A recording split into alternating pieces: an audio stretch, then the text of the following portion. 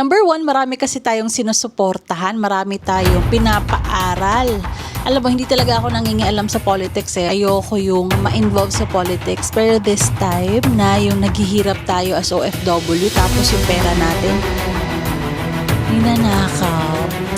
Anyway, yung work natin abroad, temporary lang siya. Tama? Kahit gaano kalaki yung sahod natin dyan sa abroad, temporary lang siya.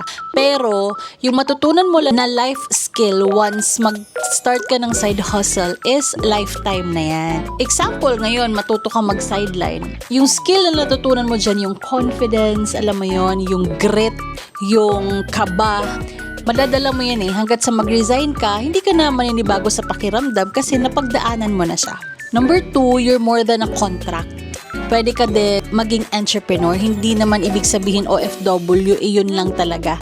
'Di ba? Pwede naman na OFW plus negosyante ka. Number 3, extra income is also equals to extra freedom. Hindi ka na yung medyo kabang-kaba kapag anytime pwede ka nang tanggalin ng boss mo.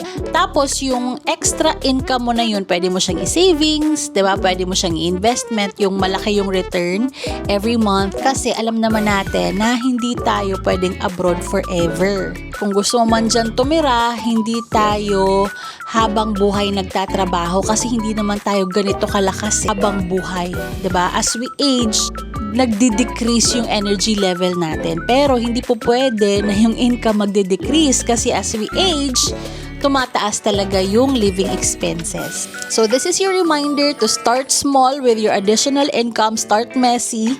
Basta start today kasi yung future self mo magpapasalamat yan sa'yo. By the way, this is Michelle Nacario, tumutulong sa mga OFW na magkaroon ng sideline or side hustle.